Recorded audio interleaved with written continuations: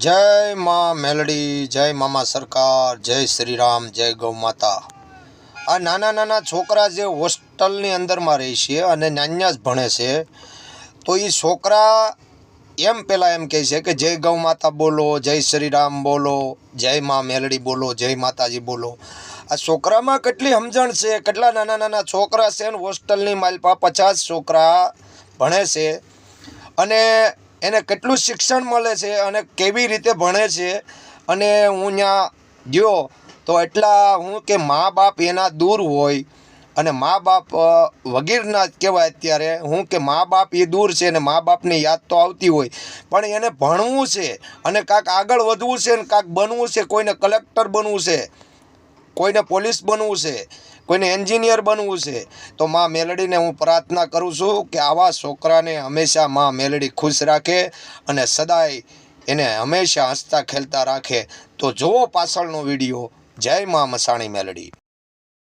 આ બધા છોકરા સ્કૂલમાં ભણે છે અને આજે એ બધા છોકરાને રાજી રાજી કરવા માં મેલડી જાજુ આપે અને સદાય સુખી રાખે અને ખૂબ ભણતરમાં આગળ વધે એવી માં મેલડીને પ્રાર્થના છે।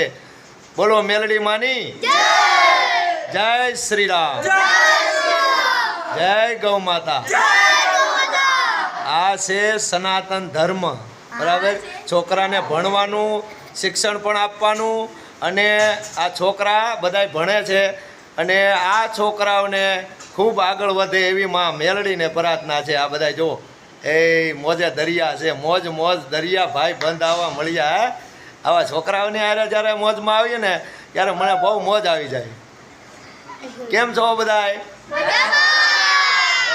એક હારે પડકાર થાય ને રાણો રાણાની રીતે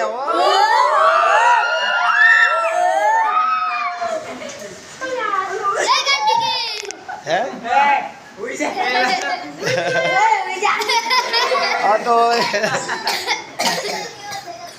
કેટલું ભણો બધા? તું કેટલું ભણે? પાંચમું,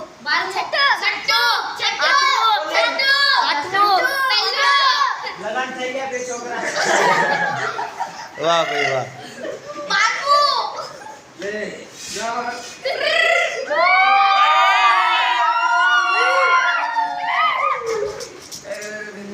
વાહ ભાઈ વાહ, વાહ મોજ। જય માતાજી।